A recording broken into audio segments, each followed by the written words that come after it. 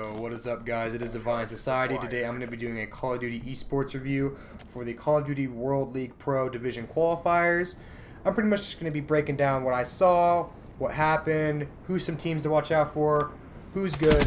To start off with, I want to give a shout out to Happy Hour. Cole-chan, you're a beast, dude. You are a beast. If you guys didn't happen to check it out, it was on Twitch. It was great. It was hands down the best event I've seen in a while. I really enjoyed it, especially because it was Black Ops 3 and I didn't have to worry about watching everyone jumping up and down 24/7.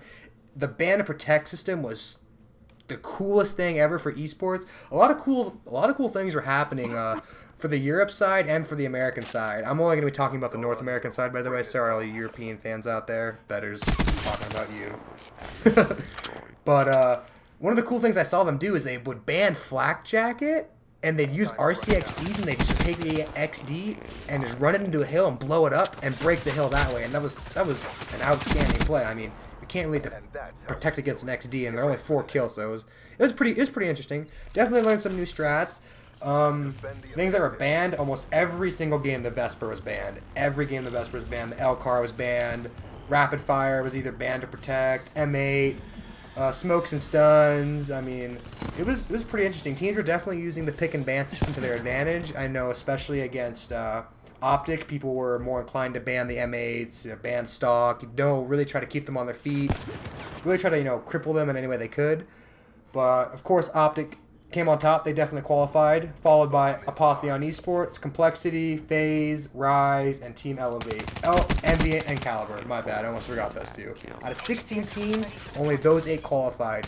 Now, starting next week on December 12th, the online qualifier is going to happen, and that's going to be tough. There's going to be like 1,000 teams. I myself am going to try to compete in that. We'll see how it goes, but yeah, it's definitely esports is looking really good this year for Black Ops 3. If you're not into it, this is definitely a year to get into it.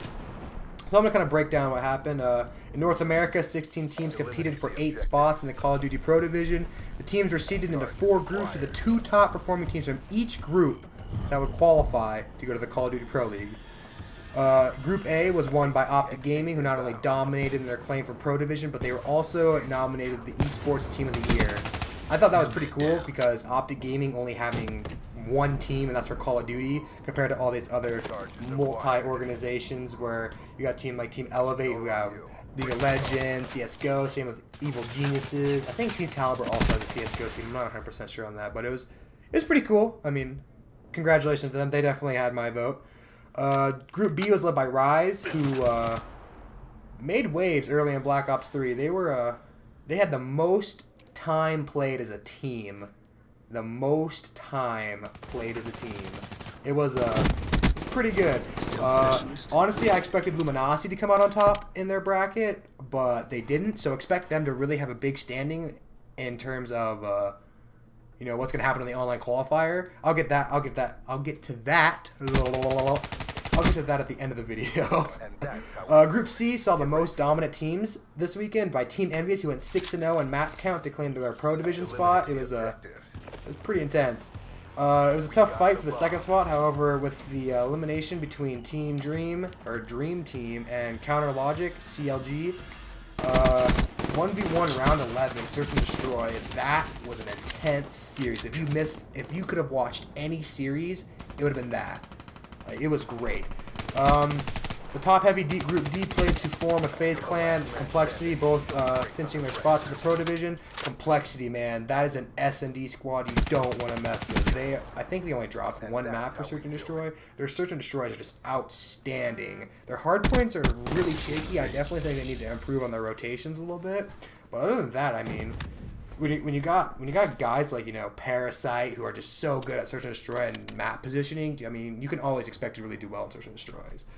Now for the online qualifiers, some honorable mentions here are definitely the Happy Hour. Happy Hour, Luminosity, those 2 teams definitely, I think, are going to make it for the qualifier, especially Happy Hour. Cole-chan, you're a beast, dude. You definitely are a beast, man. If you don't know who Cole-chan is, you're missing out, man. He's good. I mean, that's all I can say. He uses active camo, and he uses it in such clutch situations you didn't think active camo could be used in. in my opinion, Colchan was definitely the most valuable player of that tournament. They didn't end up winning. I think they ended up losing to Complexity into a, I think it was a 3-1. But, I mean, don't take anything away from this squad. They definitely are going to make it to the qualifier. I hope they do. Luminosity, too. Killa is just not really the S&D king that he was back in the other CODs. I definitely think this year, if anyone's going to hold the #1 spot, it's going to be Parasite. But moving on from that, FaZe played exceptionally well too. I feel like FaZe is definitely like going to be like a top contender. They are definitely going to make Optic run for their money. If you don't already know this, you're living under a rock. Optic Gaming is hands down the best team in esports right now. They are unstoppable. Formal played an amazing game. Scump had a 1v4 clutch in S&D on Combine. It was great. It was straight up great. Formal played really well this event. Last event, he literally just put the disc in and played. This event, you could tell he had some practice. His M8 shot was crisp and clean. At one point, they even banned the M8, gave him an XR2, and he still mollywopped everyone. It was just phenomenal.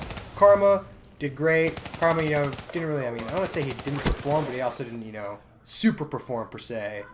Crimbot, that guy is a monster with the Annihilator. I don't think he, barely ever misses a shot. It's just crazy to see what these guys do as specialists.